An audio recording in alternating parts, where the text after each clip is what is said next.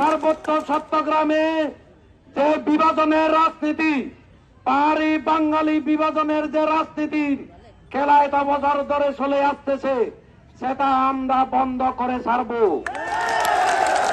এই মানিকছড়িতে যে লোক সমাগম, এটাই দেখে বোঝা যাচ্ছে 12 তারিখ গোড়াই বিজয়ী হবে।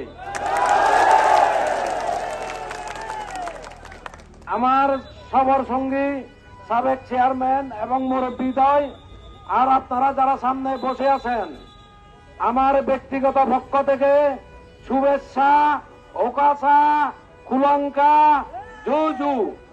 আর যারা মুসলিম, আসসালাম আলাইকুম। আমরা 12 তারিখে বিজয় হচ্ছি। মার্কাটা কি? বন্ধুরা আমার কোন দল নাই, আমি কোন দলের প্রার্থী নই। আমার যদি দল থাকে তাহলে আপামর যুগ্ম জনগণ এবং পার্বত্য চট্টগ্রামে যারা সাধারণ পাহাড়ি এবং বাঙালি, আমি তাদেরই প্রার্থী। আমার কোন দল মত নেই, আমি কোন দলের রাজনীতি করি না, আমি বিশ্বাসও করি না ওই দলের রাজনীতি।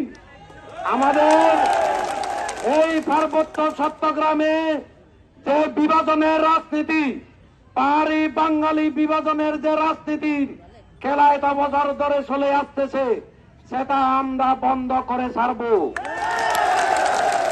এখানে কোন সাম্প্রদায়িক হামলা আর কোন সহিংস হামলা এই পার্বত্য চট্টগ্রামে, খাগড়াছড়ি জেলায় হতে দেব না। আমাদের পার্বত্য চট্টগ্রামের আদিবাসীরা মুক্তি চাই, অধিকার চাই।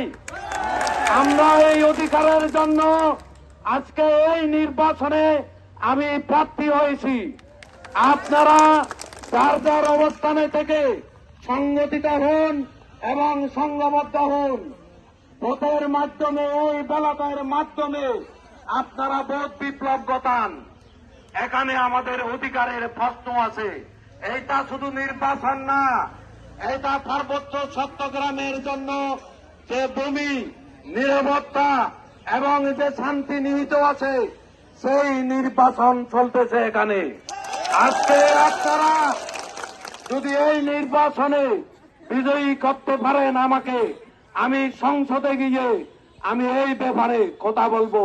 আপনাদের অধিকারের কথা, আপনাদের ভূমি হারানোর বেদনার কথা, আপনাদের স্বজন সাথী হারানোর বেদনার কথা আমি তুলে ধরবো সংসদে গিয়ে। সংসদে যদি ওইগুলো কথা শোনা না হয়, প্রয়োজনে আপনাদের এই যুগ্ম জনগণকে সাথে নিয়ে আমরা এই রাজপথে আন্দোলন করব। তারপরও আমরা দমব না, আমরা অধিকার চাই।